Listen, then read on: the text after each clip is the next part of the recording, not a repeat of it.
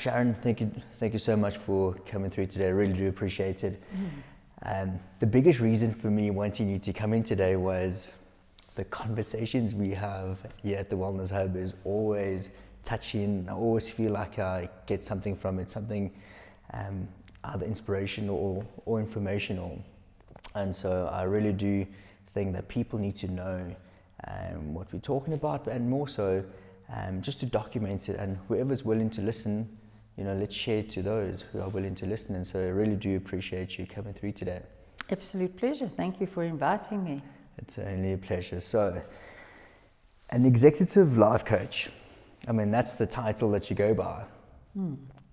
Tell me about how you got to becoming that and the journey up to now. Sure. So I guess I'll start towards the latter part of my corporate career, which ended in 2005. And me thinking about what was I going to do when retirement came at age 60, and preparing for that. I didn't really know what I was going to do. And then just an incident that happened at my place of work, where a leader gave me some feedback around my style, around the way I interacted with people, because I had a reputation. I think they used to call me Jaws, but if you didn't know what you were doing when you came in front of me, you were likely to get eaten up and the bones would be spit out.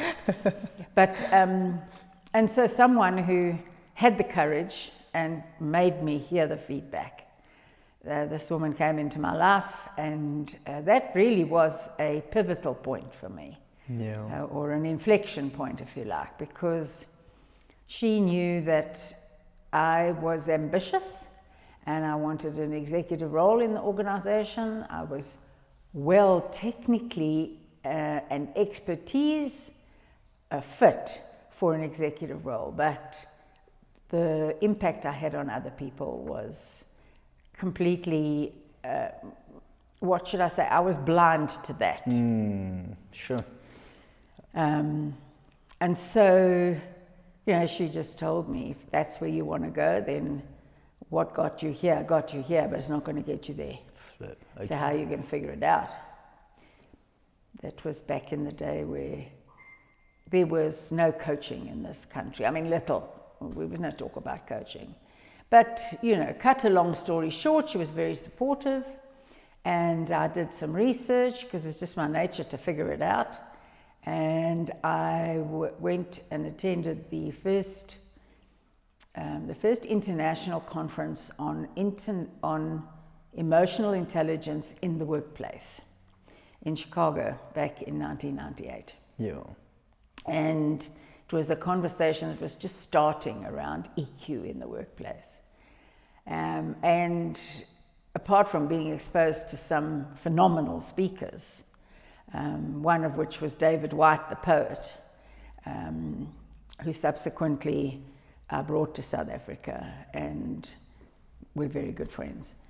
But I digress. So I learnt about EQ, and I was pretty excited because I could do this. I could teach myself this, and I did.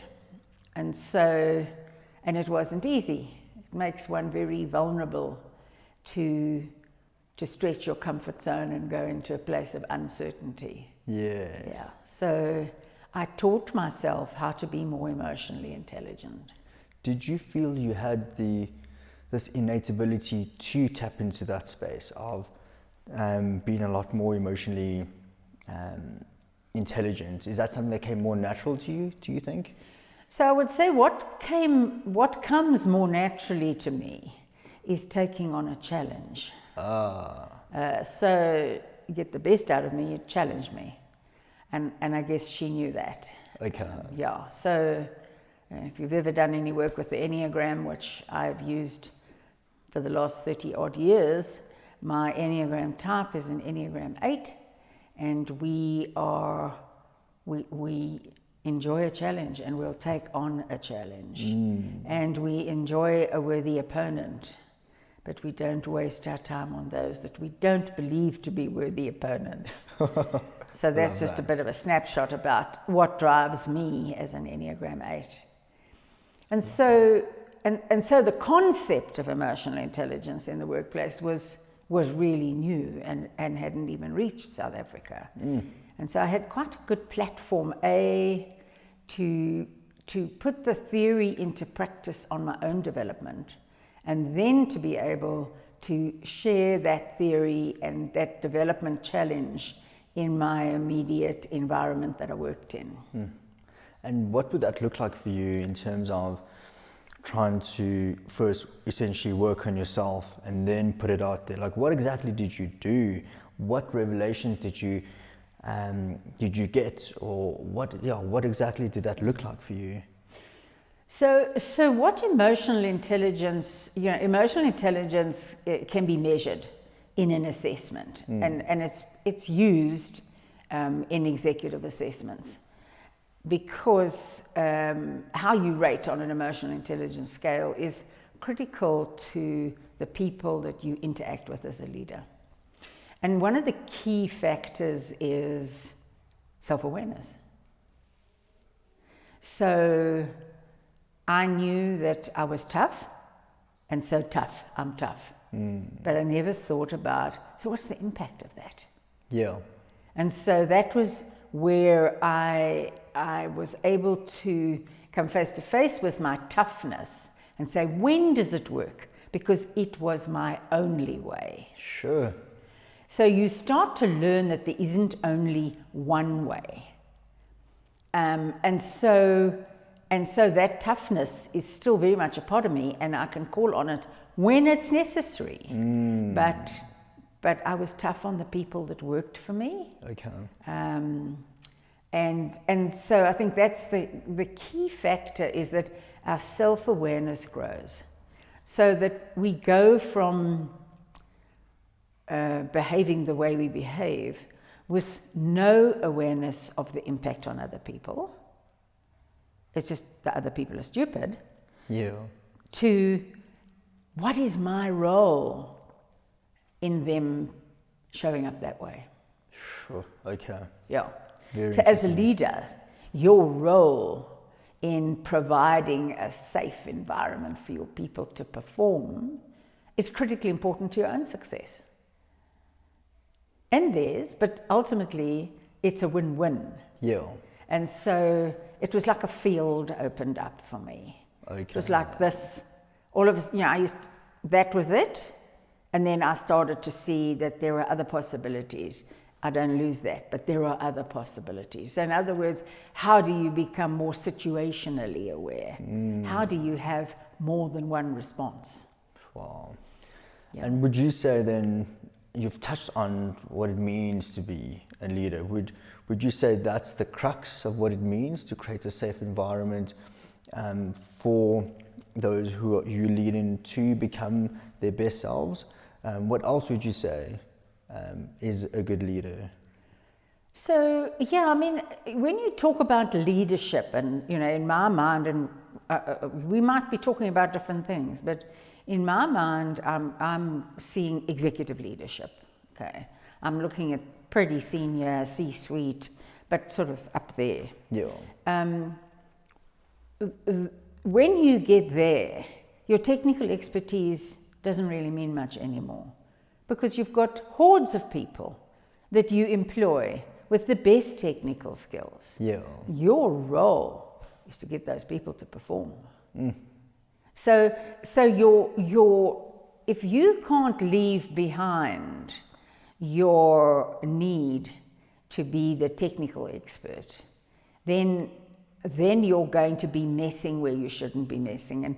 And one of the metaphors that I like to use is leadership. The role of leadership is on the balcony. The people are on the dance floor. So the leader needs to have been on the dance floor to know the steps, to be able to look from the balcony view and see what's working, what's not working, and to go in maybe and tinker, but to get back on the dance floor, because from the dance floor we can see where we're going. From the balcony we can see where we're going. From the dance floor, it's how we're getting there. So the leader's role has got to be one of strategic, looking forward, and you can't do that when you're in the stuff. Wow. So when I talk about leadership, that's the kind of leadership I'm talking about. I think I deviated from your question. No, you've definitely answered it. And what I'm getting from this is, the biggest thing is, as a leader, you have to have gone through some of the stuff before you can take on the role of leadership and direct and delegate and make sure that your people are moving toward a direction you need them to go. Yeah. It seems like you had to have first become that and then step out of it and then delegate. And I think that's so important, because many of us want to delegate and point when we haven't actually gone through the stuff yet. Very good point. Absolutely. And I think there's the other aspect of this is that, and I'm not quite sure what I was going to say because I think I've forgotten it, but the role of the leader is to harness the best out of the people. Okay, that is your role, is to get people to perform at their absolute maximum best. And we do that with a psychological contract. So if I'm a bad leader, or I'm grumpy, or I'm harsh, and all the time, okay? The psychological contract is not a contract you can see. Yeah. Because the psychological contract is, you know what, I come to work, I'm on time, I leave on time, I do my work, you can't pin me for anything. But my discretionary energy, I withhold. But when I'm working for a leader who's bringing out the best in me, then that leader has my discretionary energy. Yeah. Together we can just do amazing things. And so I think that's the hidden gem. Yeah. Is how do you harness the discretionary energy of your people, your team, whatever it might be. And you only do that, I just want to finish this, by really knowing them. Yeah. By really having a relationship with them. Not a personal, let's go to a bra relationship, but I need to know what makes you tick. Yes. And would you say, I think it was Desmond Tutu that said, I am because you are. And what I'm trying to get at is, I can only know what makes you tick when I've actually sort of done the work myself and I know what makes me tick. And what I'm trying to get at is, because I think a lot of times we first want to externalize, and I need to first make sure that that's taken care of before this is taken care of. And so would you say one of the biggest aspects of leadership is actually, as you mentioned, is self-awareness and knowing that I first know what makes me tick, and then as a result I'll be able to figure out what makes you tick. Yes, and the caveat I would put on that is that there's a fundamental principle that every single individual lives in their own structure of interpretation. And my structure of interpretation is informed by my family history, religion, how I was taught at school, where I went to university. So my structure of interpretation, and interesting, when I go to university, my structure of interpretation is tested, because all of a sudden I'm around people that are not the same people I've always been with. Yes. So we have to understand that our structure of interpretation can be a cage. We can only see the world that way. Sure. And if I'm not clear about the fact that I do have a structure of interpretation that's different to yours, I am not going to take the time to understand your structure of interpretation. Wow. Because when I understand your structure of interpretation, I understand how to get the best out of you. You don't need to understand mine, but I need to understand yours. And so often leadership focuses on the task. They focus on the action. They don't focus on what motivates the action. I'm with you. So I know you coach a lot of directors and really executive business personnel and so forth. What's the main reason for them coming to you? Like, what's the if there's a trend of the issues that they come with, like what is that trend? What seems to be the thing that seems to be similar between them all? So I don't know if there's a similarity between them all, but certainly there is a difference between. So largely the people I work with, we're looking at relational skills. Okay. So very smart people, very successful people, but all of us have a blind spot. So sometimes my work comes to me through executive search, where someone has been placed in an organization and there's been a whole lot of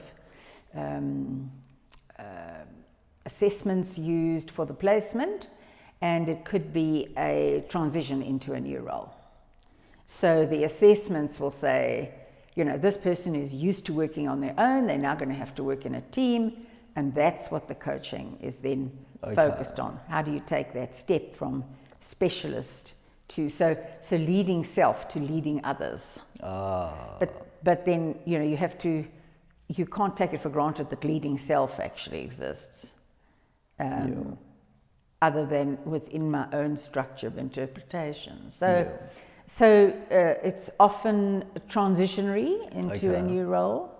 I have a client that I worked with as just being placed, from his CEO designate role right through now he's about to retire. So we've had a relationship all those years. And as a CEO, he has publicly stated that CEO is a very lonely role. Leadership is lonely. Interesting. I'd love to elaborate on that. Why do you think that is? Why is it a lonely journey? Because you have huge responsibilities and there are huge expectations, be it from the board, be it from your exco, but there are big expectations placed on an individual. And there is just that natural place where we go where something's tough for me. My partner actually doesn't want to hear it's tough because, we've got a good life and things are going well. So don't you fall off the white horse or you just stay up there. I'm not going to speak to my boss about this. I'm not going to tell the board I'm having a tough time with something because that's not going to happen. I'm not going to speak to my colleagues about it either. So where is having a place where there is no agenda? Well, other than the executive's agenda, but there is so it's risk-free, if you like, to be able to build that relationship where one can talk about the things that you're stuck with. And my role is because I believe you have the wisdom to become unstuck, my role is to work with you so that you see the wisdom. Very interesting. Know what to do, You've touched on something there.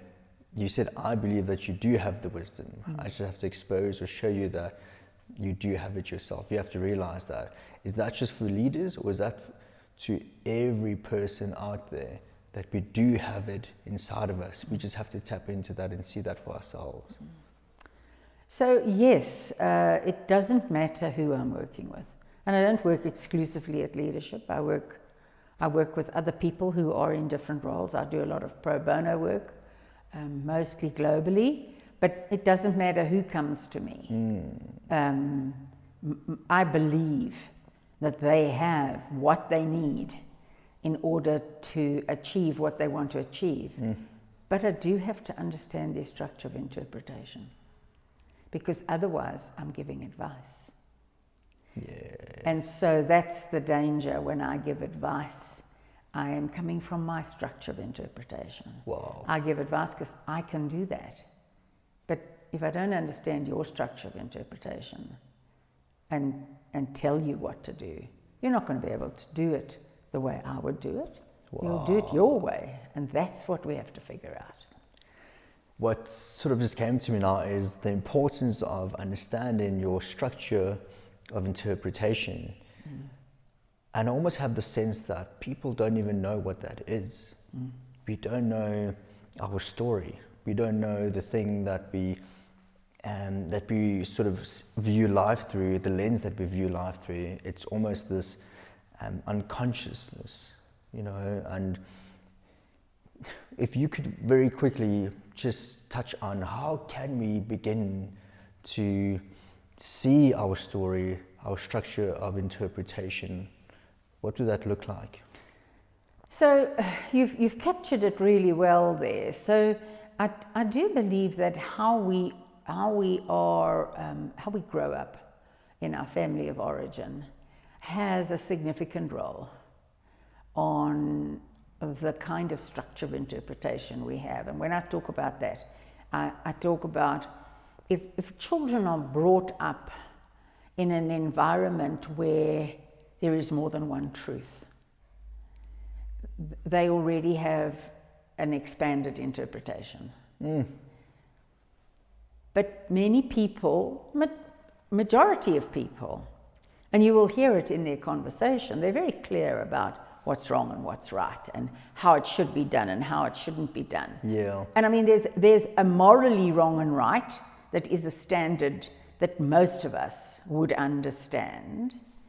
But if I don't have the ability to hear or be curious about how you see something, and I only judge what you see as wrong, then what? So an example might be, and this is a particularly, I think it's a particularly good example. So you've lived in South Africa all your life, and now you choose to travel.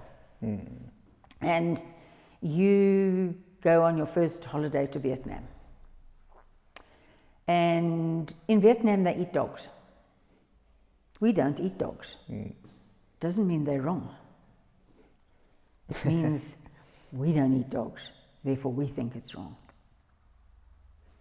Doesn't mean we would condone that they eat dogs, but it means that we can hold the truth that that's what they do. Wow. When you say that, what comes to my mind is then there are many truths. There's not just the one truth. There are many truths. Exactly. And honoring not just my truth, but the person next to you's truth. And I think that's so important. That's where the awareness comes from, is understanding that it's not just your truth. There are so many truths. And very quickly, what would you say to mothers or parents who are then raising their kids? Like, what would you encourage them to do to emphasize this awareness and knowing that there is not just one truth, and allowing them to see everyone's perspective and not just their perspective? Like, what exactly would that look like as a parent? So it's the point that the statement you're making is really best answered is, how do parents role model the behavior? Because we can't tell our children to do one thing and we do another. Yeah, because that is true. This is how children learn, not by what you tell them. They learn by what you do. So if I, for example, have young children, and when we go to the shopping centre, I chat to the car guard. I know a little bit about his life because I go there regularly, and so I know he's got a family and he's got kids. My children see me doing that. All my children see me, God, these car guards, they're just this or they are that. Now my children have one belief about car guards, just as an example. So as what I always say is that whatever you're doing, you're role modeling. Wow. So be careful what you role model. But then you will only role model what's within your scope of ability. So that ability to open up and be curious, not be dogmatic, but to be curious, is something that I do believe you can develop. Yeah. And I think it's important to expose children to, they must read, okay? They must read books, because reading broadens the mind. Travel broadens the mind. Expose them to different foods, different ways that different nationalities eat. Take them to the Vietnamese restaurant. Here, you're not going to get dog in South Africa. It's not going to happen. But expose them. Expose them. Yeah. In your own, while you're there to hold the space and keep it safe, expose them, answer their questions. Don't dismiss children's questions. Wow. You know, what you're saying is so, so true and resonates with me, because I've always had this sense. So all the clients that I've come across, you know, and who have traveled, they say the same thing that you're saying. If you have the ability to travel, because it allows you to expose and to see other people's perspectives and cultures, and that broadens your mind. Honestly, for the first time, it's really hitting me, because for me it was always to travel, it costs money, and I can just go on YouTube and see someone else's perspective through the video form, but I'm now understanding the importance of exposure and seeing the other perspective, the other side. Now, I want to ask you, pain has a way of molding our structure of interpretation. And sometimes the pain is so deep that we not even aware that it does that, because we try to avoid it and sweep it under the carpet. What can we do to firstly be aware of our pain, and what can we do to heal that part of us that pains so deeply? So when you talk about pain, you're not talking about physical pain. No, emotional pain. Emotional pain. So, yeah, so, you know, I mean, up front I would say I have no psychological background. Okay, so I've got no training in psychology. And from a coaching perspective, it's not a place that I would go to. If I felt that there was a block that with a client that I was working with, I would always recommend that they go to therapy. It's not an area that I would dabble in. But there's pain that is part of growing up pain. So when I say growing up pain, there's pain and there's trauma that is trapped in someone's early years. And then there's pain or trauma that is triggered by an incident. Those are two very different things. So definitely that life trauma that usually sits in the formative years, although it could be later, needs to be a place where you need professional help. Because if you don't, it just doesn't go away. It just, as you used the word, molds. It just hardens, and exactly like that, it just hardens and closes the heart. Yeah, and I actually absolutely agree with you. I think, you know, and deep down we all have this sense of there is a pain that is so deep, and we're so afraid to explore that part of us, but seeking help is very, very important, and acknowledging that I need help, and that is not easy to do in and of itself. I think to admit that I need help is a point of vulnerability that a lot of people are not willing to go to. And vulnerability, I would imagine, is also quite an important part of being a leader. But yeah, being able to be vulnerable and admit that help is needed, I think is so important. Speak a bit about the power of vulnerability. What is vulnerability to you, and how can we harness that to discover or create a better self? So I mean, vulnerability is an interesting word, because vulnerability goes along with risk, uncertainty. So if we're looking for certainty, we're not going to be vulnerable. Okay? Yeah. We're going to stretch the comfort zone. Yeah. Because the comfort zone is where everything is certain. So when you have a situation where risk and uncertainty come together, we're going to be vulnerable. And the only way we go through that is accessing courage.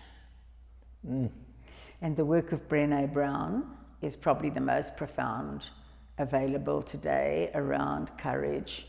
Her book, Dare to Lead, speaks to exactly that. But I also want to say that seeking help, which is one of the terms that you used, is also contained in my structure of interpretation. We do that, or we don't. We. Our collective we. So my parents were a silent generation. Okay? Psychologists. Only if you was something wrong with you. Okay. Yeah. So now if I believed that, I'd still be talking that way if I hadn't tested that. So vulnerability, there is no growth without vulnerability.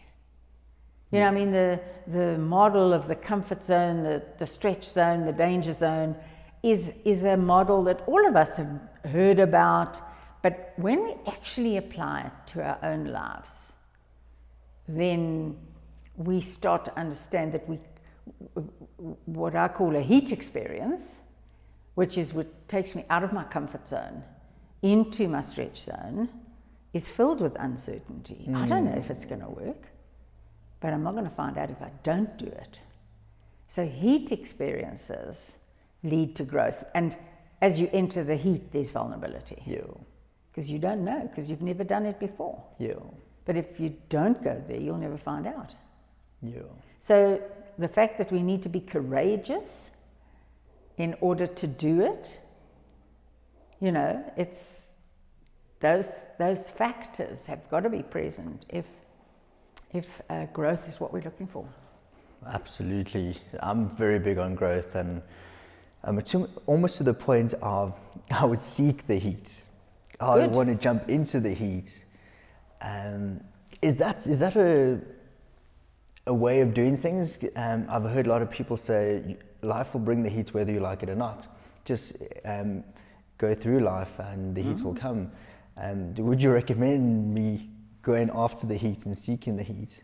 I don't think you need to go and look for it. I think life is going to bring it to you. And there's a difference between a heat experience and a danger zone. And the problem with seeking, and I'm actively seeking, there can be that daredevil kind of, I can do that and more. And then it can become foolhardy. So you've got to find that space in between knowing what is your stretch. Self-awareness. Yes, exactly. Knowing that, sure, I'm feeling vulnerable right now. I'm feeling like I can't do this. And listening, very important, listening to your narrative, listening to the story you're telling yourself. And that's one of the key things that comes into the work that I do. I listen deeply to the story. I'm not listening for the story, I'm listening for how you tell the story. About how you tell the story. Yeah. Very interesting. I've heard a lot of people speak about the story, but I've never heard people speak about the way you tell the story. The language you use. The language you use. Would you be kind enough just to speak on that? So like what exactly, if we were to make it more tangible and give examples of that, just so we could sort of implement it in our lives. Yeah. Yes, I can give you an example of that. Someone is facing retirement, okay, and they've spent many years in their corporate career, and when retirement comes, it comes. Man, you've got to go. Yeah. There's already. I've done this for how many years? Now I'm not going to be that anymore. I can't use that corporate title anymore. Yeah. So now I'm going to go into a huge uncertainty. Yeah. Okay. And if I'm talking to that person and they are describing that, so now I'm going to retire, and how am I going to stay safe? So I'm very interested to know what safe means for you. I don't make the assumption that my structure of interpretation and yours are the same when it comes to that word. I want to know what safe means for you. Because when you hear yourself tell me what safe means, anything can open up for you as you hear yourself. With you. Yeah. So as coaches, we don't make the assumption that this word that we both know means the same thing to both of us. What is then the role of a life coach, an executive life coach? It sounds like it's not even to give advice. Like you guys aren't there to give advice. What would you say? What is the role then of a life coach? Would you say? Yeah. So I mean, it's an interesting one. I don't call myself a life coach. Oh, sorry. Yeah. No, it's no apology needed because life coaching has become much bigger than it was 20 years ago when I started out on my coach training. But the role is to help people to actualize. No, well, actualize is a dangerous word. Let me not use that one because it gets misused. I've heard 25-year-olds telling me they've actualized. But so it's not the right word. But the role is to partner with you for a period of time and support you to achieve what you want to achieve in your life. Yeah. And would you say creating, it's you know what, I'm getting a sense of you would be there to, like you said, all the answers would be in that person, your client.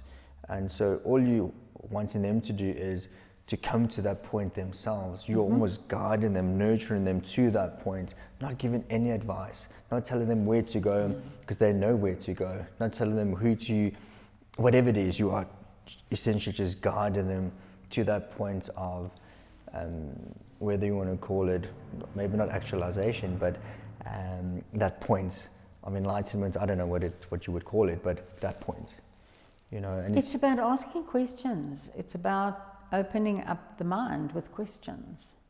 There is no substitute for the powerful question that all of a sudden you think, I never thought of it that way. Oh. There is no substitute for that. And there is also a significant piece of coaching that is that if you've been trained in that style of coaching, is that you can help your client to see their own story, to hear their own story, to unpack that story. Because deep down, there's parts of that story they want to change. That's why they've come to coaching. So interesting. And I think that's the crux of it all, is for all of us to understand our story.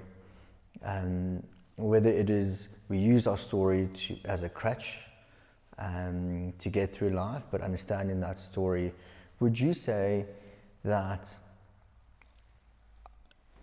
is our story, is it ever changing or is it a set thing?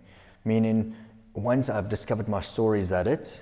Or does it change as time changes? And meaning, do we have to continue to discover our story and to work on our story. What do you think? What's happened with your story?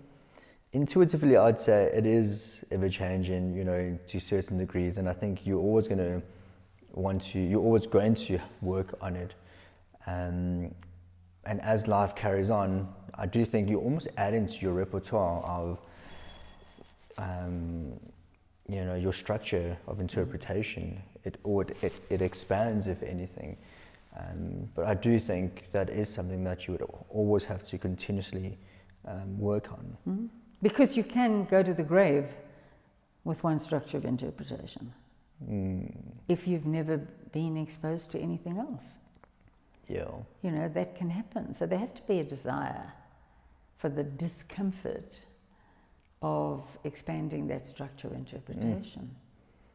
Absolutely. Let's change it up a bit and speak about the power of mindset. Now, I think many people know that mindset is everything. And, if you don't have the right mindsets, nothing's really going to work. Mindset is the fundamentals. In your line of work, how important is mindset? How big do you punt mindsets, and how much do you value mindsets in your line of work? So mindset is a bit like structure of interpretation, isn't it? Yeah. It's how I think about things. So I need to know how you think about things. And so if I, for example, just an example that's close to home for you, one of the ways in which you work with people is that you ask them to trust your leg, trust your knee. Okay, so how do you know that? How do you know I'm not trusting it? What are you seeing that makes you say that? Yeah. That I'm not seeing. Yeah. Because you have a certain expertise in the body, and so that expertise, I will be able to assess your mindset based on the way you speak about yourself, the story you tell about yourself, your job, your family, your colleagues. That's going to lead me to understand how you think about things. Yeah. And so let's say the mindset is that of destruction. It is quite a negative mindset. How do we then begin to change that? And I've heard so many people say you have to fake it until you make it. Word affirmations, speak positively over yourself, journal, meditate.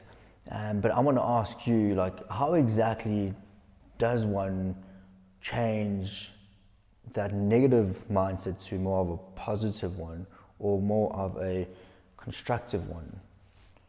What does that look like? So I'm not mad about negative positive. Yeah. Okay, as terms, because nothing is good or bad, but thinking makes it so. That's definitely quotable. Wow. Yeah, it is quotable. I think I've borrowed it from, I think it was Julius. No, it was definitely Shakespeare. Okay. Yeah. So that's a Shakespeare quote. But it is true, because how I see it will determine whether in my mind it's good or bad. That's powerful. Very powerful. There's the structure of interpretation. There's the mindset. So the more opportunity we have to expand the mindset, the more our vision is going to become bigger and be able to hold more. Yeah. So I have to be aware enough to recognize that I have a negative mindset, you see, because if everyone around me thinks the same way, then that's just the way we think. What's wrong with it? Yeah. So when somewhere along the line, and that could be my role as coach, that says, I'm noticing that everything you say has a negative connotation to it. What's that about? That's my curiosity. Yeah. Maybe no one's ever told them that. Yeah. So there a window opens, because as a coach, that's the contract we have with our client, is that I contract with you that I have permission to tell you what I'm seeing. You may not like what I'm telling you, but you give me permission to do it. And I call it compassionate dislodgement. Okay. So it's, or we also talk about it as the velvet boot. But the point is that that's the beauty of coaching, is that I can tell you what I'm seeing. I'll ask you permission to do that, and I'm not attached to whether you see it or not. Yeah. I'll just tell you I see it. Wow. And would you then say, just telling that person, listen, I do notice that there's this negative connotation to the way that you say certain things. Does that open up the possibility for them then Hugely. to work on that? Yeah. And I'm looking for something more practical, just for people to implement, and so they can work on it themselves, because I want them to take away something from this of, okay, I'm going to leave, or I'm going to get home today and I'm going to do this in order to work on this. And what possibilities does that open up for them, and how do they begin to actually do the work? So that's a great question. How do you begin to do the work? First of all, the work must be done. Yeah. Because in life, what's in the way is the way. I love that. And that's where your heat experiences will come. Life will bring them. I always say, difficult relationships, that's a training partner for you. Yeah. So an example, a client I was working with a couple of years ago, 2 or 3 sessions in, I said to her, I just would like to point something out to you, if I may. Yeah. I said, I noticed that everyone you talk about, you criticize. What's that about? And she's like, I've never noticed that. And still today, she talks about what that opened up for her. How she was, because when I criticize, I'm putting myself in a better place than you. And how what she had to do, what's the work? The work actually is, you have to know what you're doing. So you need to go away and you need to self-observe for a month, every day. When was I critical? Who was I critical to? What evoked that criticism? So I start to shine a spotlight on my habit of being critical. Only when I've shone the spotlight on that am I able to start replacing it with something else. Because if I haven't seen it, I'm going to carry on doing it. Yeah. So I want to become really familiar. I want to put the spotlight on, when I'm with that person, I get more critical. So I start to understand my habit. And we only understand our habits through self-observation. I love that. And then I can start, I think, Kaylin, it's no different to your work. I come in here, you ask me to walk up and down, you see something. You give me practices. I must go away and do them. So that 3 months from now, I'm walking very differently to how I was when I came in. But I don't know how I walk until you point it out to me. So when you say, I notice that you do this. Now you've given me something. Now I need to think about when do I do that? So that's the only way that we actually effectively change anything, is by knowing that it's there. I'm so excited because I know that people who are going to listen to this are going to be impacted by this, because we are now shedding light on certain aspects of them that needs to be looked at. And let's maybe go a bit deeper into that. So criticism is a big one. People who notice themselves criticizing all the time, it's almost, sometimes, like you said, we don't know that we're doing that, and someone needs to point it out to us. What other behavioral patterns would you say will point to a deeper pain or insecurity that we need to look at. So criticism is one. I'll tell you what mine was. The needing to help people, the needing to heal people. A quick story about why I got into what I'm doing today. I've always had this desire to heal people, and I thought it was a fantastic ideology, and I thought, wow, that's quite noble of me. And then I realized my need or yearning to heal people was an attempt to heal myself. And the minute I dealt with that, and I realized that there's actually no more healing left to do because I've healed that part of me. It's no longer this need to heal, but let's help and see what happens. I'm not attached to the outcome. And so that was a big one for me, the needing or the yearning to heal, to help. And what else would you say would be quite important for people to notice or to introspect? So criticism, the needing to help, what else would you say? So I think there's the person who wants everything to be perfect. Perfection. And perfect is only my view of it. There's a wonderful line from Leonard Cohen in his anthem, I think it is, where he says, "Forget your perfect offering. There's a crack in everything. That's how the light gets in." Wow. So perfection, it makes life very difficult for the people around you. You speak to anyone who's grown up with a mother who's a perfectionist and who continually complains that no one helps them in the house. Well, no one helps them because they go and redo everything. So perfection is that striving for perfection. You've named helping. Helping, as you've no doubt learnt, can be quite invasive. Because what if people don't want your help?